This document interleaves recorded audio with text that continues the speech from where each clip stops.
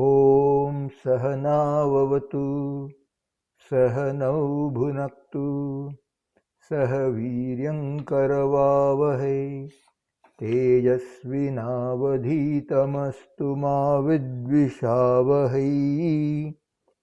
ॐ शान्ति शान्ति शान्तिः. We are reading from the book Meditation and Spiritual Life by Swami Yatiswarananda. We are currently in chapter 35, Spiritual Tidbits. It's a long chapter which we are covering over multiple readings. We can build up a strong thought wall around us, a bulletproof screen for our protection from the influence of people around us. If our inner life is pure and strong, we get a strong thought wall. But this does not mean hatred of others and maladjustment in society.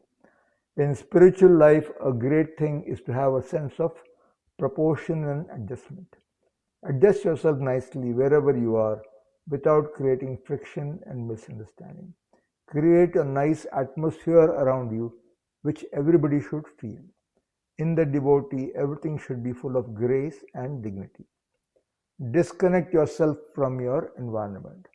Unless you put a hedge around you, you cannot grow. There are always hurricanes and cyclones of destruction, and goats too come and eat up the tender plant of spirituality. Too much of precaution in the beginning may make your life look like a glass case existence. You may not like this idea because you do not understand your own spiritual destiny. But this glass case existence is necessary for all who really want to advance in spiritual life. After all, it is only a temporary state. Spiritual life has many phases and an endless variety of experiences.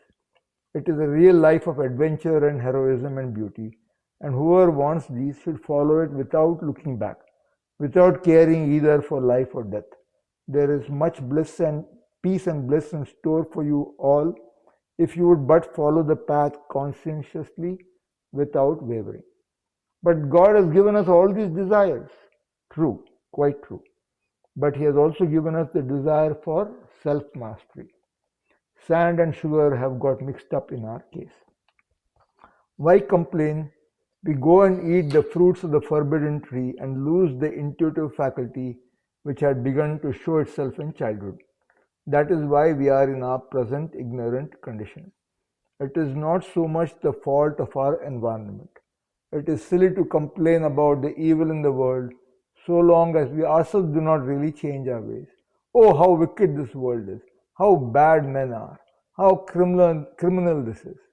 True, the world is bad, but then what can you do about it?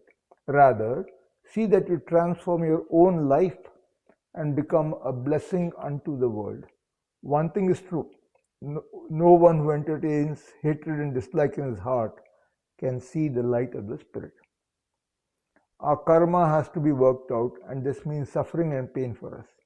But a true aspirant is glad that these come to him, for this also means that so much of his bad karma has been exhausted. Learn to be real children of the Lord, no matter what happens, and pray to Him to give you an unwavering faith in yourself and in the divine. Make the Lord your all in all. Then nothing else matters anymore. Then you are safe wherever you are. Be pure and have determined one-pointed devotion to Him. The greatness of Sri Ramakrishna's teachings is that He shows us how to realize the Supreme Spirit step by step. He has shown us how to practice various types of sadhana. But who wants to follow Him? Who wants to live and act according to His advice? Who is willing to renounce his silly likes and dislikes, personal clinging to others, etc.? How many people do their spiritual practices, japa and meditation steadily, energetically, intensely, day by day? Most people do not want to do all this, but they come and complain, oh, I haven't attained anything in spite of all my efforts. Let us be up and doing. Let us strive to our utmost before this instrument of ours becomes too weak and decrepit. Boundless bliss is awaiting all who sincerely aspire after truth and follow its dictates with one-pointedness. There is a subtle power behind all our sense organs and our organs of action. This power is circulating in the subtle body. Behind the subtle body is the causal body, also called the sheath of bliss. When your mind gets purified, you can know the subtle powers working in you. Western psychologists see only the gross aspects of the mind and its material manifestations. They have no idea of the subtle powers working in and through the mind. I can feel all the different sheaths, the five koshas, quite distinctly. A new instrument of spiritual vision, a new spiritual body, as it were, is formed in the course of one's spiritual practice, and through it one comes in touch with the highest truth. A new mind, a new body that are fit for spiritual vision must be first developed, and this is the meaning and purpose of sadhana. For this, the highest mental and physical purity is necessary. The purified mind becomes an instrument for the realization of the personal God, the various forms of the divine. But in order to realize the impersonal absolute, one must transcend even the pure mind and body. Our true self has, as it were, put on several garments. The trouble with us is that we go on thinking that we are the garments. When you sit for meditation, try to divest yourself of all these garments. Think of the infinite divine effulgence that fills your center of consciousness, that fills all your centers, higher and lower, that which fills the whole universe. In that infinite light, merge your physical, mental, and causal bodies. In this way, the body is forgotten, only the spark that you are remains. Finally, let the spark also get merged in that infinite effulgence. If you can remain in that state, that will be real Vedantic meditation. By effulgent is meant not the physical light, but you must have that idea lest your mind should become a perfect blank, which is very dangerous for a beginner. In order to strengthen the above meditation, now practice japa with intensity. Create, as it were, a luminous body, a holy spark, out of the infinite effulgence, and dissolve it back into the effulgence. You may also visualize, if you like, that your favorite divine form is arising out of the infinite ocean of light, and merging back into it. Have this as an important part of your daily meditation. And after some practice, you'll find that all this takes just 2 minutes, not more. Every day before practicing japa, make your mind pass through this process. If any thought or image arises in your mind, make it melt into the infinite effulgence. Tell all these images and ideas, good and bad, that rise in you, get merged in the ocean and be at rest. Or meditate with me, but don't trouble me anymore. Sometimes in our thoughts, we quarrel with people. Better tell them, get merged. Realize your true nature. Our human personality is so full of complexes, and we waste so much time turning round and round without ever moving forward. The energy of a whirlpool wastes in turning round and round in a single day. The energy that a whirlpool wastes in turning round and round in a single day would take it round the earth. In the same way, the energy we waste in turning round and round, refusing to become conscious, refusing to become free, could take us very far in our spiritual progress. The spiritual current of the divine is strong, but it cannot do anything as long as the whirlpool is still there. If you watch a river, you can see it. There you have both the current and the whirlpool, but the current, however strong it may be, cannot efface a whirlpool that is created by an obstruction under the surface of the water. Our complexes act as obstructions which create the whirlpools that waste all our energy. Our complexes color everything that we see or experience. Everything is judged by the types of complexes we have within us. The more worldly we become, that is, the more we give expression to our desire and lust, the more the complexes we form, and the stronger the existing ones become. As a result of thinking along a certain line, we have brought about some mental and physiological habits. The harm that has thus been done has to be rectified. How to do this? By raising very intense counter currents of thoughts. If this is done, our reactions will gradually change and our whole life will undergo a transformation. One concentrated, fully conscious, single utterance of the mantra is equivalent to hundreds of its absent-minded repetitions. Out of 1,000 repetitions, only one may have been properly done. That is why you are asked to repeat the name of the Lord so many times. People try to stimulate their nerves with the help of tea, coffee, etc. A reliable self-starter is always better. Most people want to be driven. They have become like motor cars out of order. Most of us are not conscious of our consciousness. Our so-called consciousness is mostly of a vague, diffuse, unconscious variety. Our consciousness is all diffusing out through the senses. Stop this diffusion.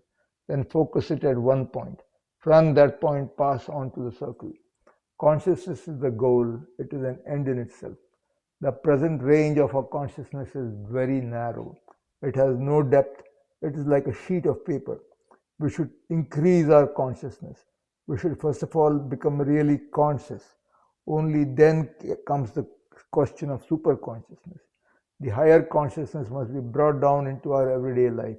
We must be able to maintain at least a little of it at all times. We should maintain a certain level of consciousness below which the mind should not be allowed to fall. The fire of Kundalini, when aroused, can burn up our old impure personality along with the old samskaras. Sins are burnt up in that fire. A new luminous personality is created, as it were. The Kundalini can be quickly awakened through the efficient practice of pranayama. But in the case of beginners, this is all dangerous. Awakening of the Kundalini must not be attempted until one attains great purity of mind, especially perfect chastity. Otherwise, the awakened fire will create trouble. No one who constantly stimulates those centers in the brain, which act on the sexual nerve center in the body, can ever think of leading a spiritual life, which in his case becomes a sham and counterfeit of the real thing. In modern life, things are very often done to stimulate sexual desires through cinema, literature, dancing, entertainment, conversation, drugs, intoxicants, etc. As long as a person does not realize the danger hidden in all these, he will not be able to lead a true spiritual life. Neither can he call himself a follower of Christ, Buddha, or Ramakrishna. In the spiritual path, there are more psychical difficulties than physical ones. Japa, or the repetition of the divine name, along with thinking of the meaning or the ideal it stands for, gradually removes the obstacles and makes the mind introspective and fit for meditation. As children in the world of the spirit, we are idolaters to a degree. We cannot help worshipping a divine form. We have to pass through the stage when we take forms to be real, but we must outgrow it. When our own forms are real to us, the holy forms are also real, but we must outgrow both and try to see the spirit at the back of all forms. We should try to see the same ocean at the back of all bubbles and waves, to see the one in the many. At the beginning of our spiritual life, we may meditate on holy forms, but we must pass on to the formless, the principle behind the personality. Good and evil are equally real to us. We should try to do what is good and avoid what is evil. While doing so, we should think more of God, who transcends both relative good and evil, than of good and evil. Imagine a cloud which is thick at one part and thin at another. The thick cloud hides the light while the other reflects it. The sun is beyond both darkness and reflected light. Similarly, God is both in the sinner and the good, and also transcends both. In the sinner, the divine light lies hidden. In the good, it is manifest. From the side of the cloud away from the sun, the light may or may not be seen. From the standpoint of the sun, it is all light. It transcends both the reflected light and darkness. The true devotee sees the will of God in everything. During Sri Ramakrishna's illness, when his disciples entreated him to pray to the divine for his cure, he replied, "How can I pray to be healed? My will has got merged with the divine will. I have no will of my own." In his vision, he saw that he was eating through all mouths. He also saw that his body was suffering for the sins of others. The idea of atonement, suffering for the sake of others, was in Christ and also in Sri Ramakrishna. When we sit for meditation, everything is dark. There is opposition. Our mind revolts and wants to fly off at a tangent. We want some light, but we see nothing but darkness. This is the case in the beginning. More and more light will come when we go on steadily, regularly with our practices. A good deal of mental drill is needed, but all the struggle on the lower plane is only for a time. When it is all dark, our discipline is to be continued with the greatest regularity and doggedness. Then comes the sun. During dark periods, great stress on spiritual practice is necessary. Go on with your prayers, japa and meditation, even if they become a little mechanical. Generally, when difficulties arise, people tend to give up their spiritual practice. They should do exactly the opposite. We are swayed by these two, useless activity and lethargy. Both are equally bad and obstruct our progress. We are very rarely calm or balanced. Usually we are either asleep or aimless, or there is tremendous activity which increases our restlessness. Try to have sattva rhythm within you. Then you come to have a high mood. Sometimes we find that without any effort, we are balanced, rhythmical, poised. Everything becomes wonderfully clear to us. But a moment later, our whole mood changes. This higher state is to be made steady.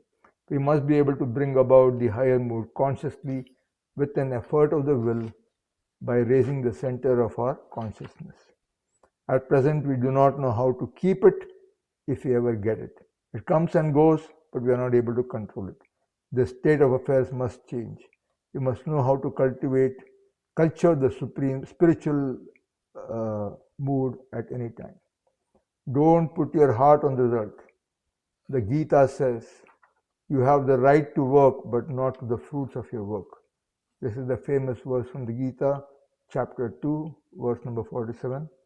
Karmanyevadhikaraste ma phaleshu kadachana ma karma phalaheturbhur ma te sangostva karmani. Your choice is in action only, never in the result thereof. Do not think you are the author of the results of action. Let your attachment not be to inaction.